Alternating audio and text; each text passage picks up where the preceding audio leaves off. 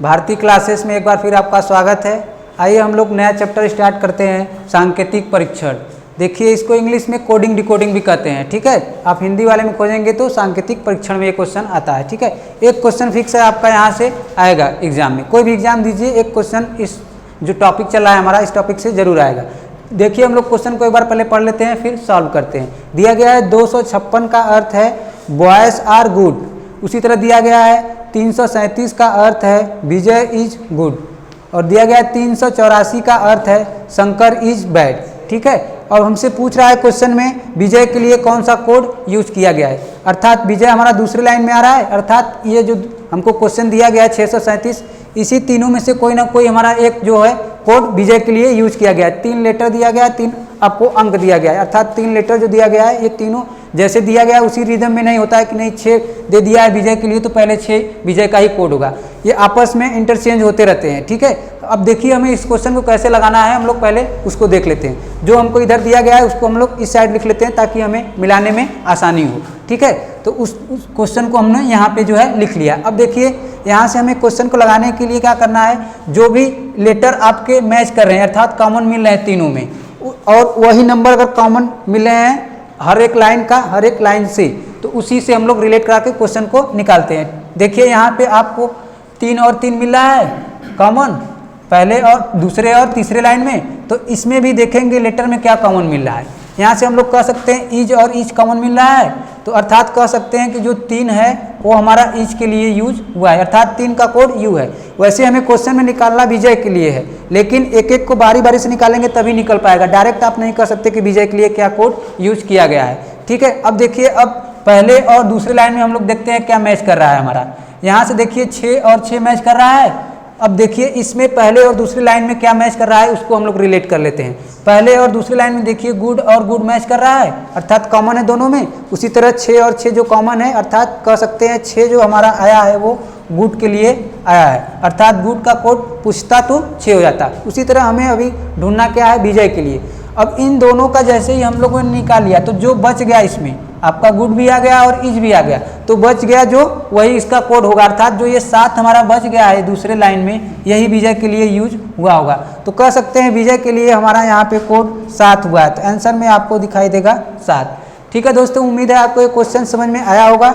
देखिए इसमें जो पूछ रहा है उसी को निकालने के लिए पहले उसमें जो कॉमन मिल रहा है उस तरह से हम लोग ढूंढेंगे, फिर नंबर में कॉमन को मिलाएंगे, फिर मैच कराने के बाद जो बच जाएगा वो उसका कोड होगा। इस तरह से दिया तो रहता है कि 6 3 7 दे दिया, तो और यहाँ पे भी 3 लेटर दे दिया, लेकिन वो उसी का कोड नहीं होता है। जब तक कि कॉमन करके आप लोग अलग अलग नहीं कर पाएंगे तब तक इस क्वेश्चन को हल नहीं कर सकते हैं, ठीक है दोस्तों। उम्मीद है आपको क्वेश्चन समझ में आया होगा। चलिए इसका एक बार स्क्रीनशॉट लीजिए, फिर हम लोग अगला क्वेश्चन देखते हैं।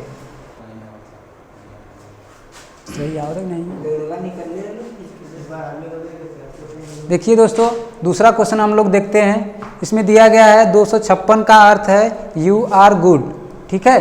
फिर आपको दूसरा लाइन दिया गया है 637 का अर्थ है वी आर बैड, ठीक है। उसी तरह तीसरा लाइन आपको दिया गया है 358 का अर्थ है गुड एंड बैड। और हमें आप पूछ रहा है यहाँ से एंड का कोड बताइए, ठीक है। एंड का कोड हमें बताना है कि एंड के लिए कौन सा नंबर जो है यूज किया गया है, ठीक है दोस्तों।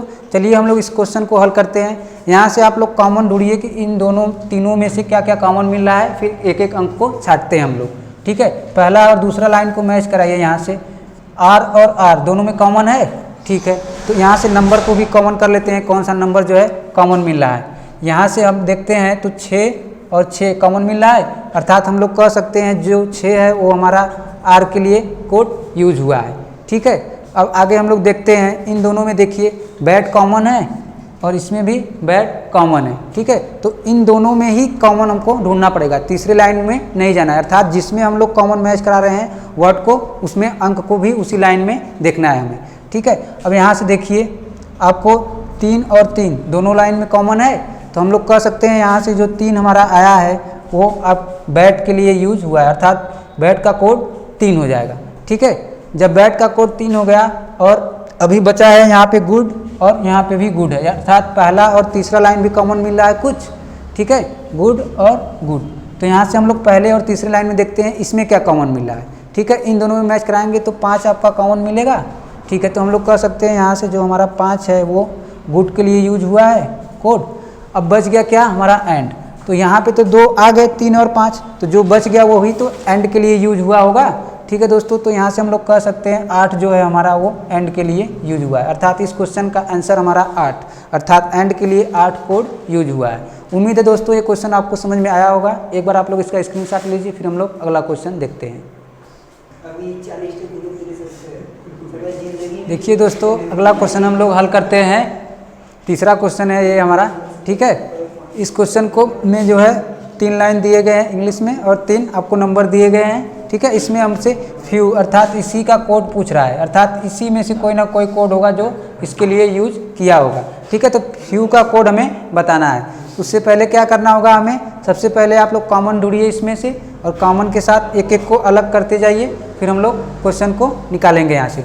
देखिए पहले और दूसरे लाइन में क्या कॉमन दिख रहा है हमें, यहाँ से आर कॉमन दिख रहा है। ठीक है, तो इसमें भी हम लोग पहले और दूसरी लाइन में देखते हैं क्या कॉमन दिख रहा है। यहाँ से 5 कॉमन दिख रहा है, अर्थात हम लोग कह सकते हैं जो हमारा आर आया है वो 5 के लिए यूज हुआ होगा कोड। ठीक है, आगे देखिए दूसरे और तीसरी लाइन में हम लोग रिलेट करते हैं। यहाँ से ब्लू है, यहाँ भी ब्लू है।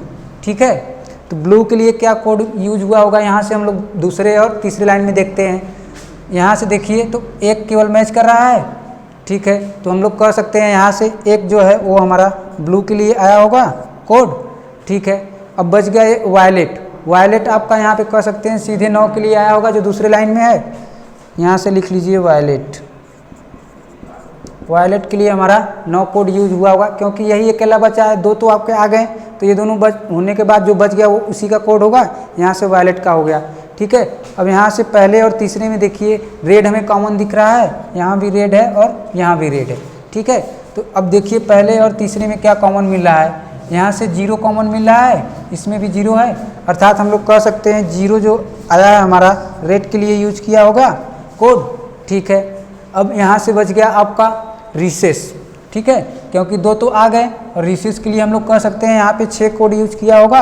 हम लोग लिख लेते हैं रिसेस, जिसके लिए 6 कोड यूज किया गया। ठीक है, हमें बताना है फ्यू का, लेकिन सबका निकालना पड़ेगा, क्योंकि कंडीशन ऐसा बन रहा है कि सभी क्वेश्चन जो है तभी निकल पाएगा फ्यू जब तक सभी और आगे के नहीं निकल पाएंगे। ठीक है, अब देखिए यहाँ पे क्या क्या बच रहा है वो हम लोग देख लेते हैं। ठीक है, अब यहाँ पे बच गया हमारा आर और यहाँ से फ्यू और आर। ठीक है, तो फ्यू और आर के लिए हम लोग देखते हैं क्या क्या कोड यूज किया गया है। ठीक है, वायलेट भी हो गया, रेसेस भी हो गया आपका, अब बचा है केवल फ्यू और आर। तो यहाँ से हम लोग कह सकते हैं इसमें भी 2 ही बचा है, एक 5 तो हो गया ऑलरेडी इस वाले में जो ब्लू वाला था।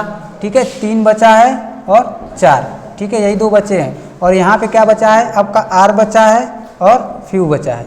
ठीक है, तो यहाँ से हम निर्धारित नहीं कर सकते इस क्वेश्चन में कि जो है आर और फ्यू 3 के लिए आया है या 4 के लिए आया है। ठीक है, तो यहाँ से हम लोग देख सकते हैं कि जो है ना तो 3 के लिए कह सकते हैं जो पहले आया, ये भी नहीं कह सकते कि आर पहले आया तो 3 यहाँ पहले आया तो पहले 3 के लिए यूज किया गया होगा। अर्थात इस क्वेश्चन का आंसर हमारा 3 या 4 आपको विकल्प में मिलेगा। इस तरह से आंसर देना है हमें। ठीक है दोस्तों, उम्मीद है आपको ये क्वेश्चन समझ में आया होगा। आप लोग एक बार इसका स्क्रीनशॉट लीजिए, फिर हम लोग अगला क्वेश्चन देखते हैं। चलिए दोस्तों, देखते हैं हम लोग अगला क्वेश्चन जो है।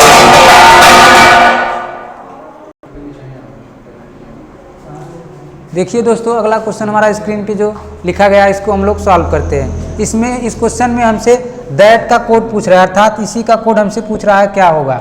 ठीक है, दिया है राम इज पुअर का अर्थ है टी मी नो। ठीक है, उसी तरह क्वेश्चन में दिया है दैट इज होम का अर्थ है पी नो बी।